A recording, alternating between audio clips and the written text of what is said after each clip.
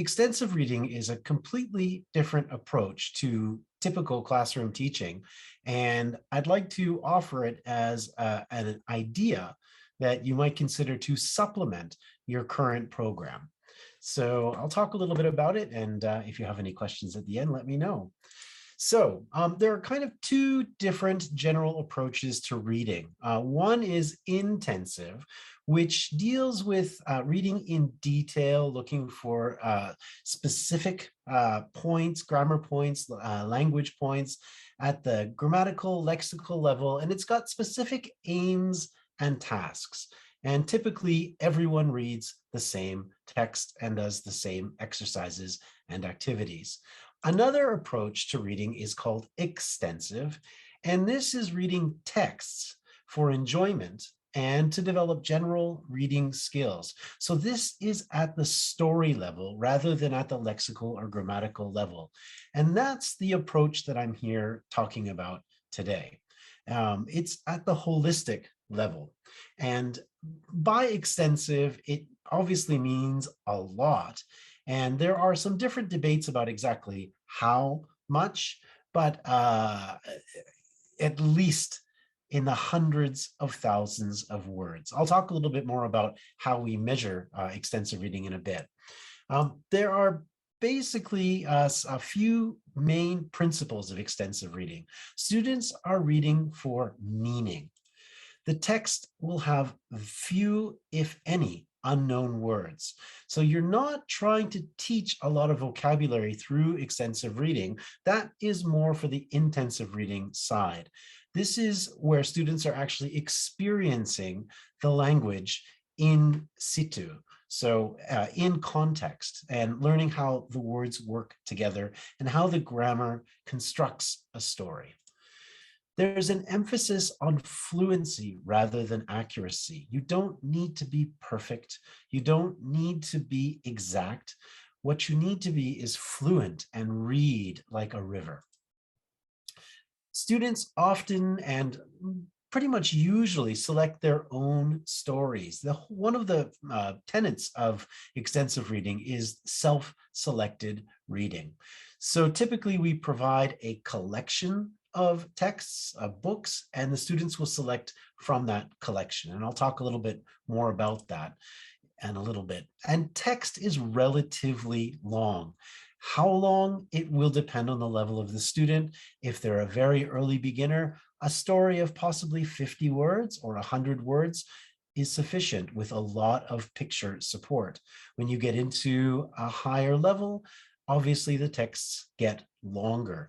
And when you get more advanced, sometimes they run into the thousands, several thousands of words level. The key with extensive reading is that it can be added to an existing program.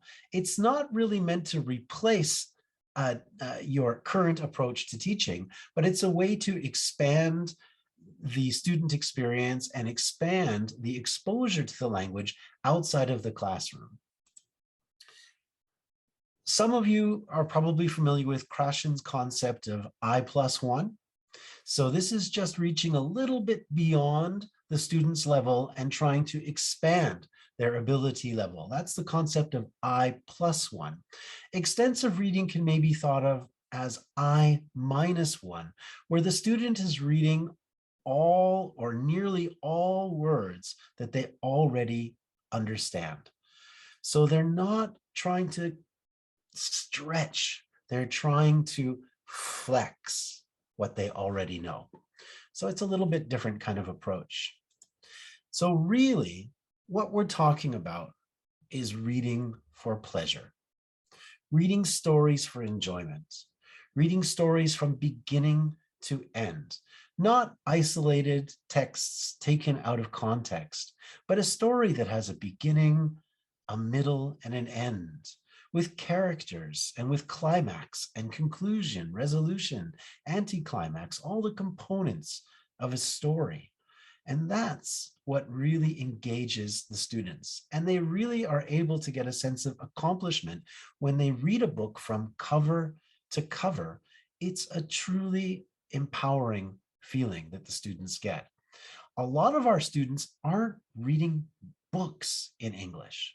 They're reading texts inside of a course book or inside of a textbook. They're reading isolated pieces of text, but they're not often reading books from cover to cover. So this idea of reading for pleasure, like we do when we read a novel or a story or a biography, this is the approach that we're talking about. So it's reading for pleasure. And you can see on this slide, there are several different books. These are the types of materials we use for our learners. I'm at the university level. My students tend to read age-appropriate material, a few of the condensed classics, but a lot of kind of contemporary university age stories. And sometimes here in Japan, actually, even some children's stories they really enjoy. So at or below their level is the concept. Here you can see a group of my students that I caught in the hallway outside of class at lunchtime, just reading, sitting there, and they've created a bit of a reading culture in their group, and they're reading. This is their homework. They're just reading. They're not memorizing. They're not really studying. They're just reading. And I was thrilled to discover these students just walking by. So I grabbed a snapshot. Here's another student that I found of mine sitting on a bus, listening to probably music and reading her book on a bus. So for me, this is a sign of success. In extensive reading, there are three kind of pillars to a program. We look at the volume that the student is reading. We tend to measure words, but you can also measure pages or books. But of course, as I said, different level books have different numbers of words inside. So I believe that words are the most accurate indicator of volume. And obviously the motto with this, more is better. Speed is a critical factor that I'll talk a little bit more about in a minute. Speed is really critical.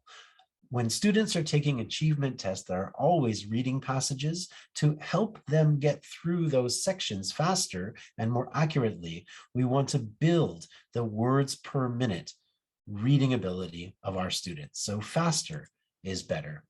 And then the level of reading is very important. The higher the level our students can read at, the better. But it's important not to push them too fast. They should be at an appropriate level. Now, there are dozens of different publishers and dozens of different scales. At the Extensive Reading Foundation, we have a great leveling system that looks at the vocabulary level. So at the very beginning, the 1 to 50 vocabulary level of a learner would be the alphabet level, all the way up to a near native. So this is the amount of vocabulary that your learner has. And each student is individual. So the idea of this learner autonomy and empowering the student is that the student chooses their own appropriate level. So this is a way of dealing with multi-level classes, because not all students are at the same level in our classes. So I talked a little bit before about this need for speed. So let me explain to you, first of all, what we call the vicious cycle. When our students read slowly, they don't understand very much. And when they don't understand very much, they don't enjoy reading. And if they don't enjoy reading, they're not going to read very much. The virtuous cycle is the opposite. When our students read faster, they understand more. And when they understand more, they enjoy reading more. And when they enjoy it, they read more. And on it goes. So managing an extensive reading program, obviously you need books. There are paper books and there are ebooks. If you have an existing collection of graded readers or leveled readers, you can use a free platform that we at the Extensive Reading Foundation provide called mReader. And it's a platform where students can record their reading achievements and take comprehension quizzes. And they can collect badges, which are the book covers. And as a teacher, you can manage your classes. All of this LMS is free. The problem is that you need paper books to manage this kind of a program. If you don't have any books or you don't have enough books to run an extensive reading program, there is a digital option called X-Reading, which is a paid-for platform with over 1,000 digitized texts and also quizzes. So this is a way of accessing an instant library. So either existing texts and a free platform, or you kind of buy a subscription to texts. So if you are interested in extensive reading, this August, we are having an international conference online, the 13th through 15th of August, and you can find out more information at erfoundation.org.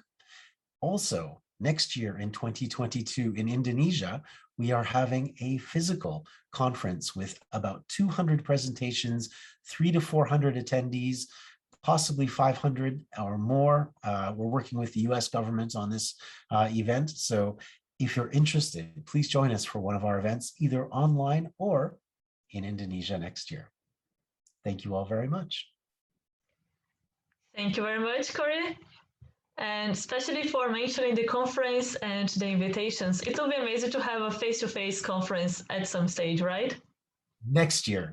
Actually, we had planned to do it this year, but we've put it off till next year. So we're doing an online conference, and then next year the physical conference. Usually we have a physical conference every 2 years, but we've put it off 1 year and we're doing an online conference. We have about 90 presentations at this online event, so it's not a small event, and it's $30 US for attending the whole weekend. It's a 4-day event.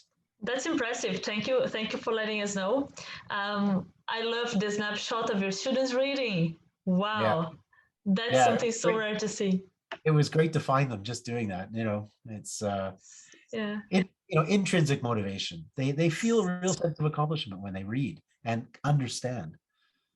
Such a rewarding feeling. We do have some questions here, so we do have lots of questions, but I selected 2, and then feel free, of course, to continue chatting on the chat box because they're very good questions. So the first one is the discussion about the need for explicit vocabulary teaching in order to improve reading. So in your opinion, do we need to pre-teach all the vocabulary in advance, or should we teach students to tolerate and accept a certain amount of unfamiliar words and just keep going with the reading?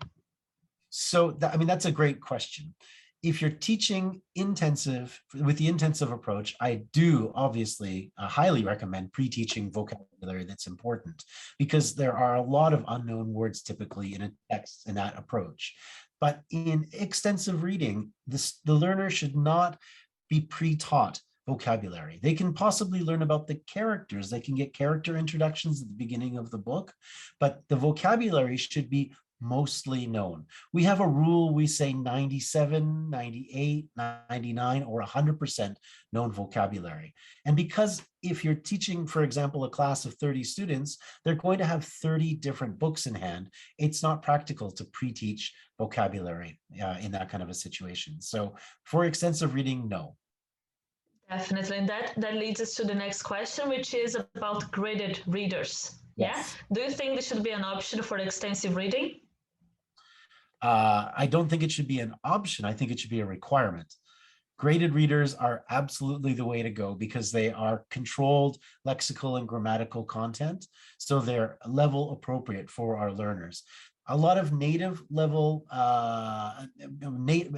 literature intended for native learners, first language learners, it contains a lot of complicated grammatical constructions, even in children's literature.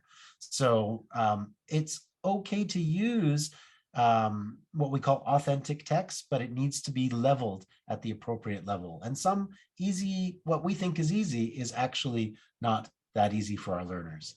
So graded readers are absolutely the way to go.